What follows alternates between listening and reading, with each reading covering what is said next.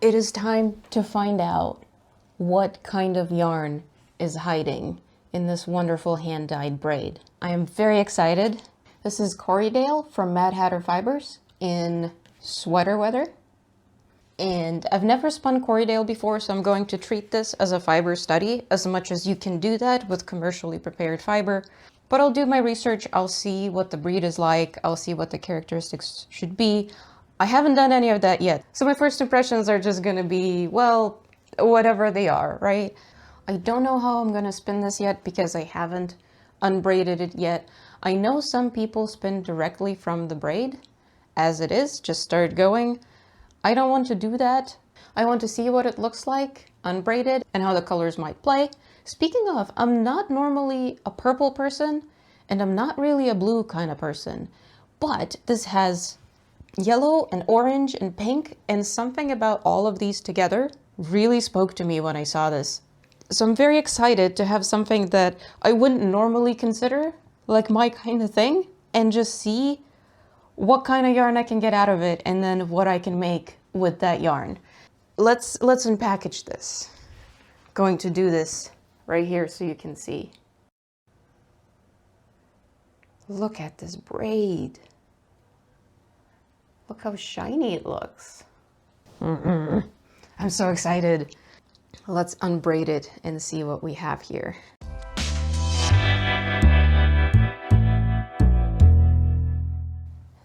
Little color snake. So this looks to be like the longest color changes I've had yet, but I don't really have that much experience. The only hand-dyed fiber I've ever used was these stripes you see right here. That one was a bit more splotchy than chunks of color. So this is exciting. I don't know how this is gonna work out. So there's clearly 3 chunks of yellow that looks similar in vibes. I think some of it might come out darker because it has a bit of like reddish brown in it. Then there's 3 chunks of purple that also seems about the same. There's 2 chunks of pink that are both half kind of orangey. And then there's 2 blues and they're very different. So this blue has a little bit of purple and this blue in it, but this is very uniform. So that's going to be interesting. So if I divide this in half, they're not really gonna match, which is good news. So I don't know if it's because I'm a beginner, but I am obsessed with barber pulling, which is where the plies have different colors. So as they ply, you see the little stripes, kind of like that sign that barber shops used to have, and sometimes still have. So I'm thinking about trying to maximize that. Obviously, nothing ever works out exactly. If I just fold it in half, what happens? So I have pink with yellow, purple with blue, then a bit of overlap with the blues, then pink with blue, then purple with yellow, and then yellow with purple. The whole thing with purple being next to yellow, I think even if I flipped one of these around, I would still end up with this purple, yellow, yellow, purple part. Do we just go for it, or do we try a fractal or something? This is all cool and all, but I think I'm going to play with it a little bit. What I have never done yet is I've never divided it into thinner strips. And at least this purple side is already looking like it kind of wants to split in the middle. What if I divide this in half, just like, you know, here? And then one of these I also divide in half this way. And then just see. And then just see what magic the colors will do when they're spun and plied. How about that?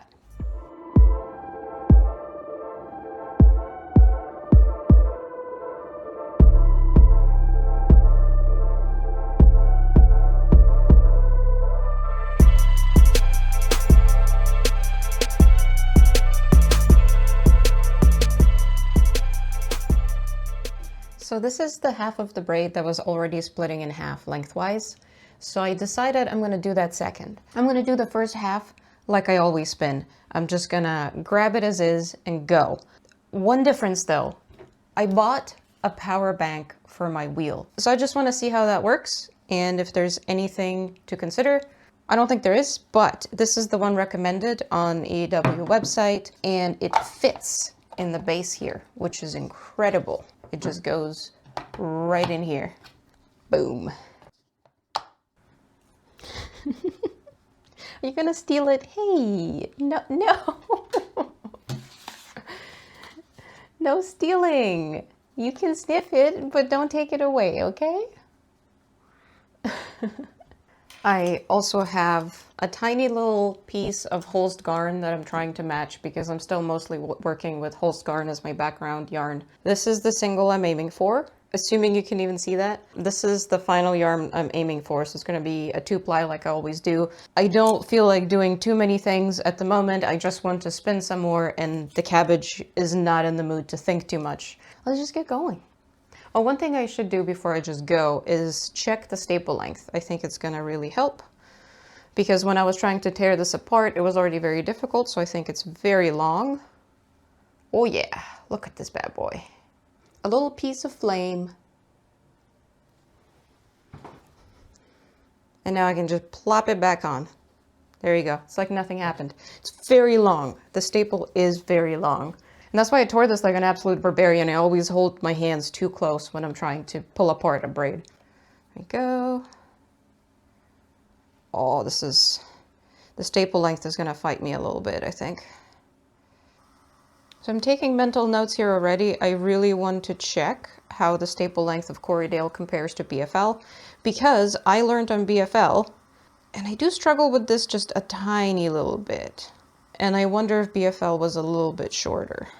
Also, I'm a little bit nervous of potentially going too thin. I've been thinking a lot about trying to spin extremely fine yarns to the point where, you know, it's cobweb and beyond.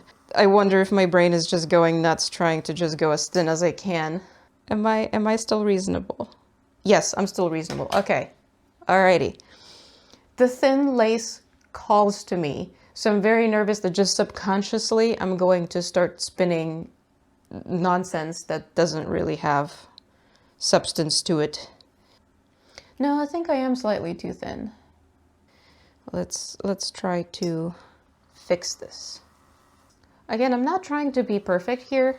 For me, this is more of an experimentation and improving my skills kind of thing. I just like to challenge myself, and I like seeing if I can achieve something specific that I'm aiming for, and also do so consistently. I think that's the best way to learn, is just playing around, trying things, seeing what works and what doesn't, and deciding what success means to you. So as I was making my last spinning video, I found out that I draft woolen style. I don't know what kind of woolen style. I haven't yet looked into all the long draws and short draws and forward and whatever they all are. It's still a blooming buzzing confusion for me. And I think when I first started trying, I was trying to do something that would have been closer to worsted drafting style. I really struggled. The wool just wasn't cooperating with me. I've spoken to some spinners in person recently, and then I try to explain that, well, drafting is easy, the wool just kind of drafts itself, and they would give me a really funny look. And I think this is why woolen drafting really just works for me, because all I do is just remove a bit of twist and gently pull, and the wool just kind of sorts itself out. I don't know how else to explain it. So going back to me still treating this as a fiber study, commercially prepared fiber will always feel a little bit dead compared to something that's been hand prepared. That's just a fact of life. This is what I have at the moment. So I'm happy to accept that this is just a limitation of the fiber studies I'm doing. I'm still researching the breeds. I'm still looking at the fibers as they are, as I have them, and trying to just learn and explore and have a good time in the process. But, you know, just FYI, there's not that much I can definitively say about the fiber that's in my hands, just because it is commercially processed, so it is a bit generic. It does seem, or at least to me, it feels like it does want to be spun very finely. If I'm not careful, it just goes thin, and it's a joy. So I have a feeling if I wanted to experiment more with spinning even thinner, I could totally go to Corriedale and have a great time. But who knows, maybe like I was saying earlier, that's just because I've been thinking about spinning extremely finely a lot lately. So maybe that's just what's on the brain and that's just how it is.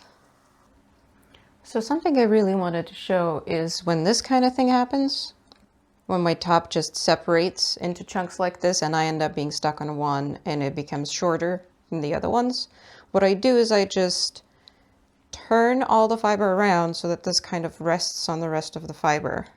I kind of pre-draft it just a tiny little bit so that the length is closer to these, and then hold them together and simply continue.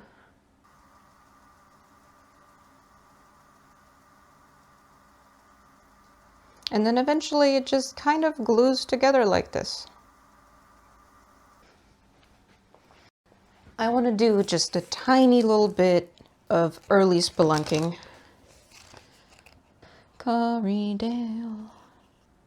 Ooh, spin a finer strand than you think you want, because washing will cause the yarn to bloom.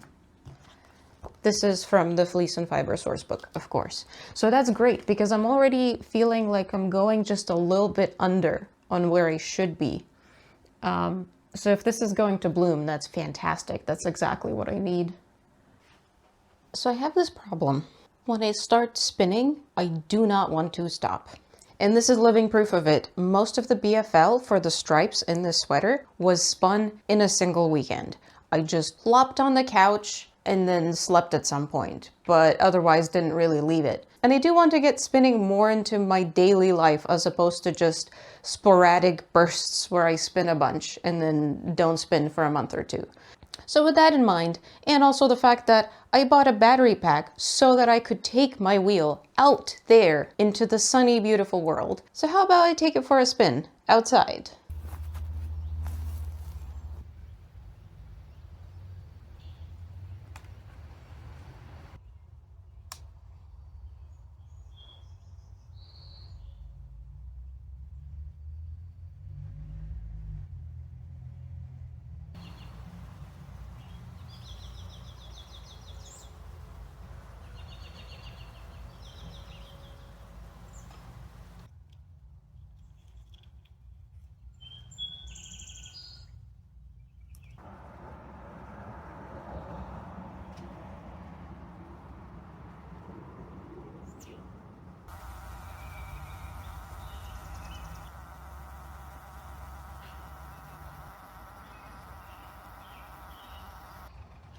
So as I was spinning, something incredible happened. A hairy woodpecker brought over a baby. And she brought him over for a little snack, I think. And you can really see how young the baby was, because it almost looked like an adult, but it would still just kind of stumble over himself and just try to peck at things, but not quite understand why. You could see the mother finding the little bugs and then running over up the tree and giving them to the baby.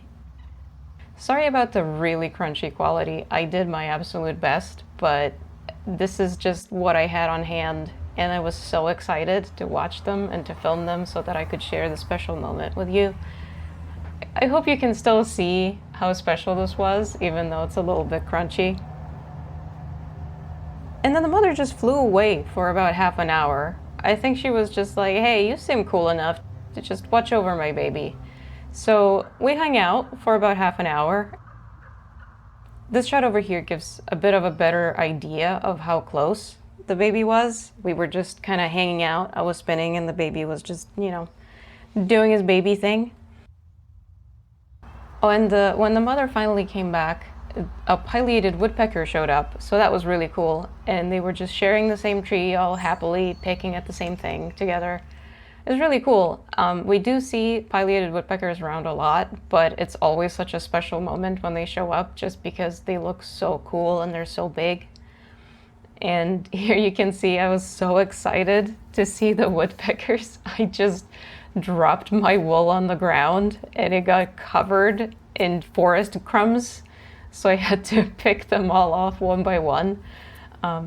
Gladly nothing got stuck too deeply, so I could continue spinning. I continued watching all the birds around, and I finished the yellow, the orangey yellow, and then I moved on to the purple and continued enjoying my very special day spinning outside.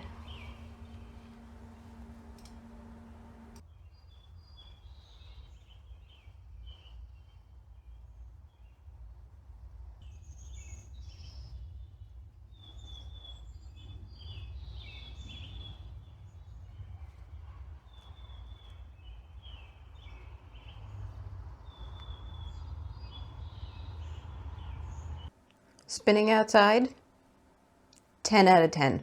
Will do again. Corriedale, 10 out of 10. Drafts like butter. Project bag, it's not large enough. I would like to have some kind of space to separate my fiber from the wheel, just so that things wouldn't snag on these and such. The thing is, this bag has little pockets all the way around the inside. So when you're trying to put a wheel in, it catches in all of those little pockets. And also those pockets are too small for the pedal and the cable. So I definitely need to design and make something specifically for this wheel, just, you know, for comfort. And also I don't want to take up my main knitting bag. It was great to have the freedom to go out there and spin. I'm very happy. I think the battery was an incredible investment.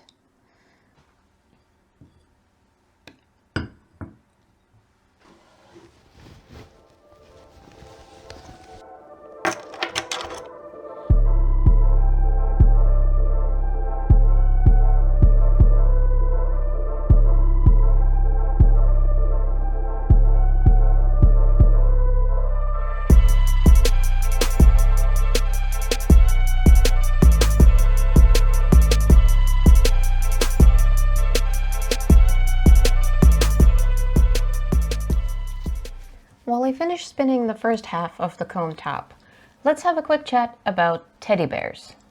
I mean, Corriedales. They were developed in New Zealand by a man called James Little on a property called Corriedale. That is where the name for the breed came from. Development began around 1860s, and the New Zealand Corriedale Association was established in 1910. However, it took until 1924 for the New Zealand's Corriedale Flock Book to be published. Interestingly, the original specified that a Corriedale must descend from a cross of Merino and a long wool sheep of any pure breed. However, soon the Lincoln cross dominated and became regarded as the true Corriedale. Corriedales are a hardy, easygoing, and productive breed. While they were bred for drier environments, they are capable of adapting to a variety of conditions. In addition, they were bred to be an intentional dual-purpose breed, so they were selected for both high-quality wool and excellent meat production. All these characteristics made them immediately popular worldwide. Their numbers are second only to Merinos. Since this is a spinning video, let's talk about the wool. It seems that Corriedale is very much loved by hand spinners and is often considered either easy to spin or at least easier than other wools of similar fineness. Though exactly just how fine Corriedale is turns out to be a bit of a difficult question. It seems to vary a lot between individuals based on age, sex, and location, the latter presumably due to different gene pool and breeding practices. That said, it seems that one can expect it to be a nice medium wool, so 25 to 31 microns range. The staple is usually quoted as 3 to 6 inches, and my comb top is definitely on the 6-inch end. Corriedales are expected to be white, and I saw some sources saying color of any kind can be a serious defect. However, I was able to find predominantly colored Corriedale flocks, some claiming to be close to purebred Corriedale, and some claiming to be entirely purebred. So this is probably more of a rule for large commercial flocks, since markets heavily focus on white wool. So, if you ever see a flock of what appears to be teddy bears grazing in a pasture, they just might be Corriedales, even if they aren't white. Now, let's finish spinning the braid. I can't wait to see what the yarn will look like. And we're halfway done. I'm so excited to start the second half because it's kind of a funny reason. The color changes are so long. I was starting to get a little bit bored of them. The first thing I'm going to do is replace the bobbin. I think it was this way. I can never remember which way it is, but I think usually if you put it on the wrong way, it's pretty obvious. So this bobbin went from this golden yellow to a purple to a blue, back to purple, and then back to the same yellow. So I want to make sure I don't have any yellow on the ends when I work with this one. Okay, so the yellow isn't exactly at the ends, but what I think I can do, yes, if I divide this in half and then put so that this is the middle, then I think this yellow will avoid the yellow on the bobbin here, I think. Now the other question is, do I want to divide this more times than just in half? I was dividing really nicely.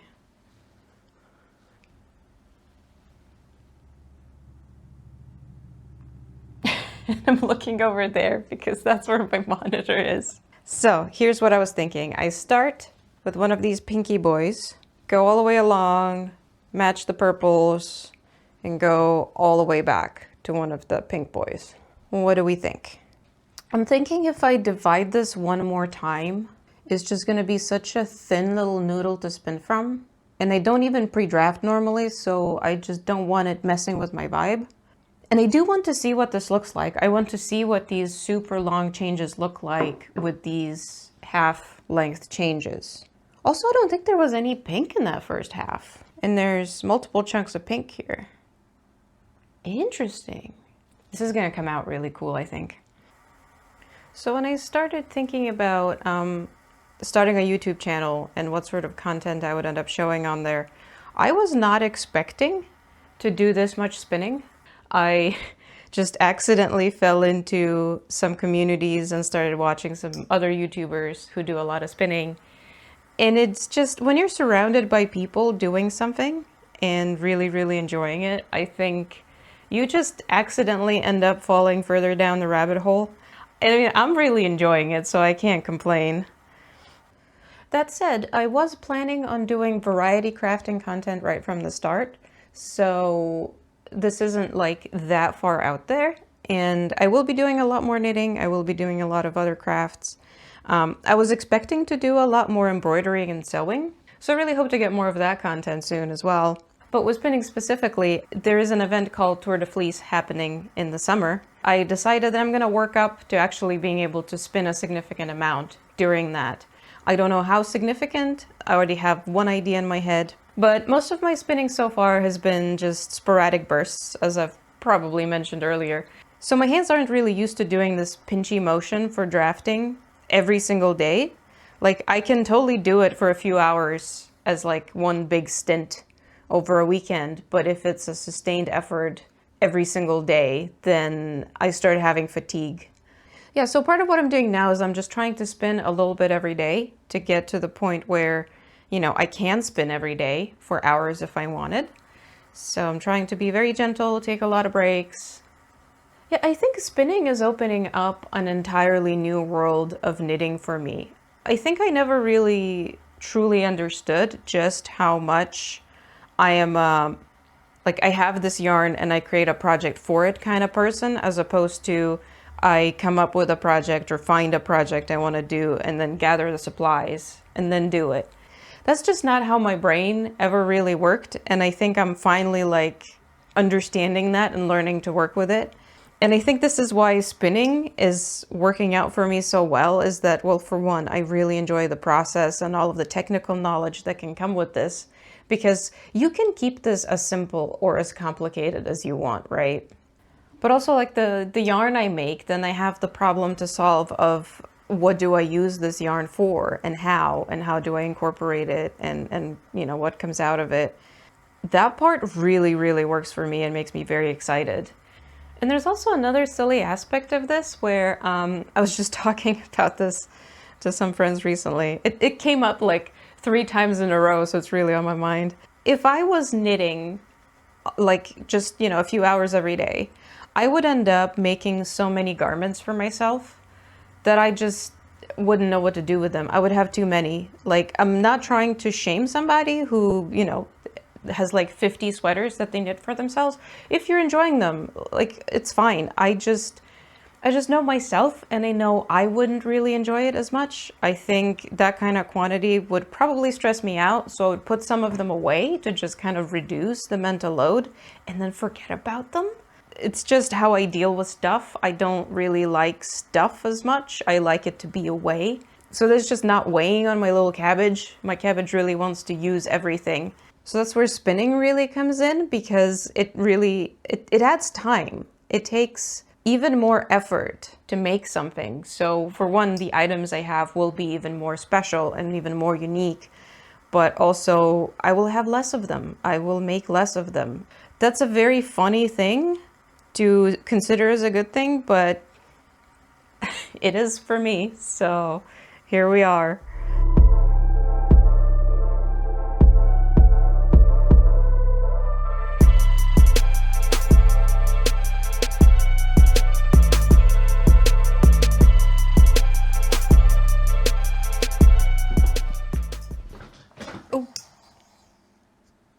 Don't do that.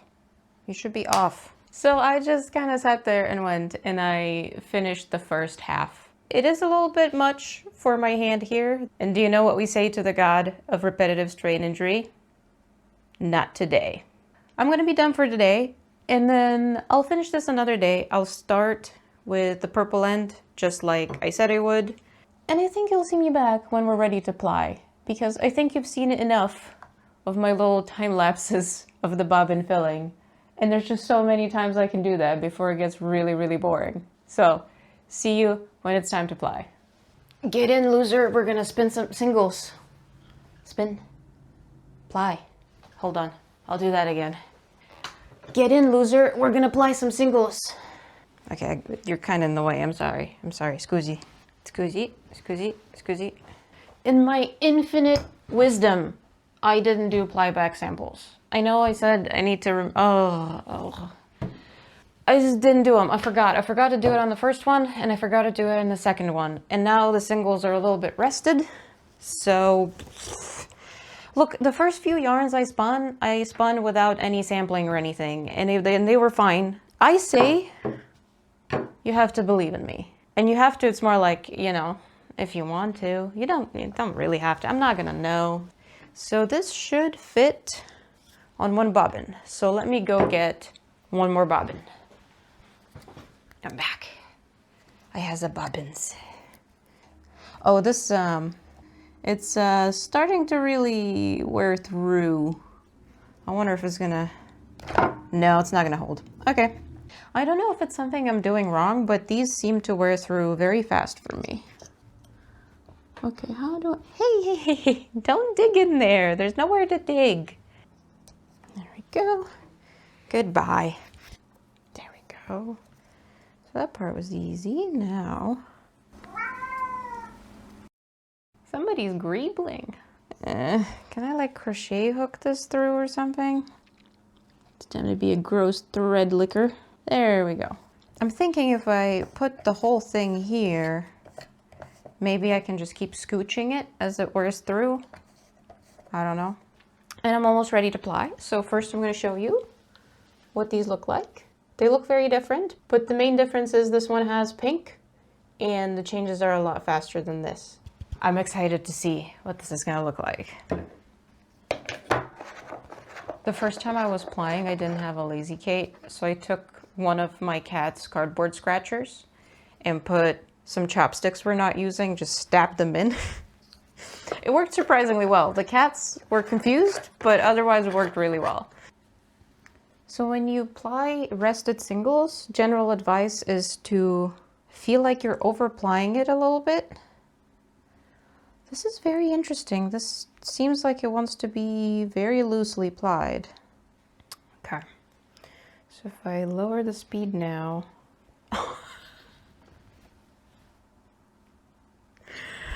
is that comfy? Do you fit very well? Yeah? This seems very loose to me. Interesting. I wonder if this means that I should be putting in a lot more twist in my singles. Let's see, I kind of want to stand. I feel like I sit enough. Is my head cut off? Of course it is. Okay. This better? Can I be seen? You can see my Medusa lamp that does a lot of the heavy lifting with lighting in this room. I do like to ply standing up, and I don't really know why.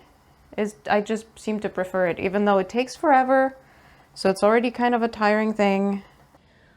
We will see how this goes. I'm a little bit worried that I might be under plying this, because it is a rested single, so even though it's, you know, plying once again, back on itself. You know, rested single, they hide energy, so we will see.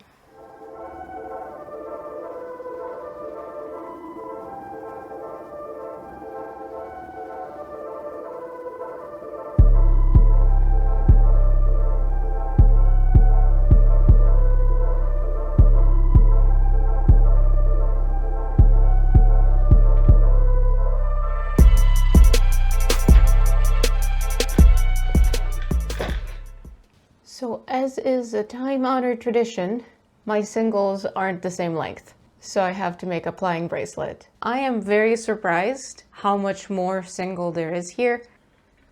If I'm winding it the wrong way, I'm gonna be so mad.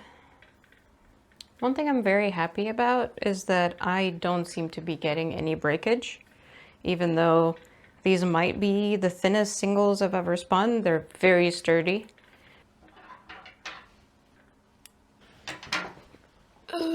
My shoulders would like to complain to the manager. Oh, this even matches.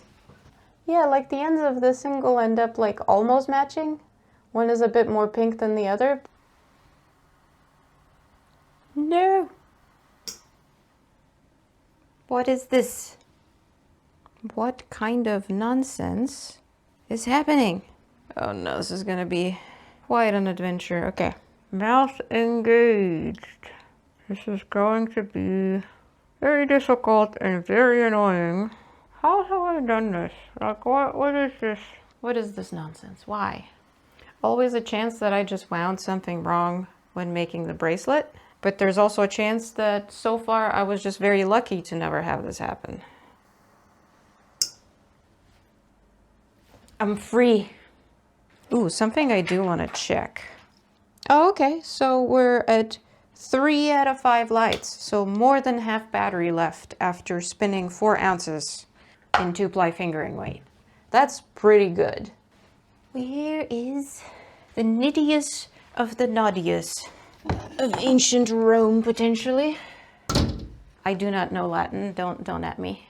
Oh, now please hold while I sit here for probably another hour.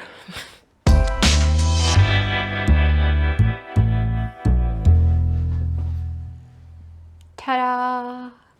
I am concerned how little energy you have, sir. As you can see, the ply is very loose.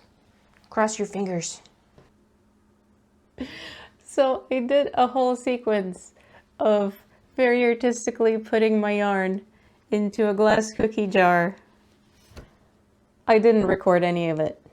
So there it is. It's soaking. I'm going to leave it in there for 30 minutes. I'm going to gently snap it. And then we'll catch up when that is dry. Bye-bye.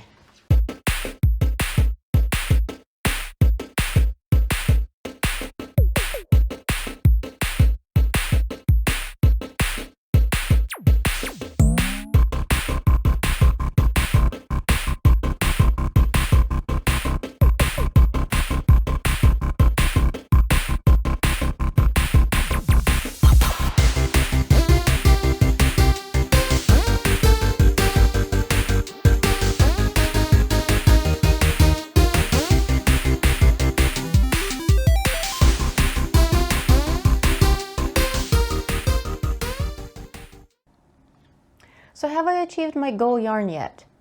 Nope, but I'm getting close to it. So this is pretty much spot on fingering weight. This is 4 ounces, so around 110 grams, and I got around 540 yards to 494 meters. Very much in the ballpark of where it should be for a fingering, I think, if I remember things correctly.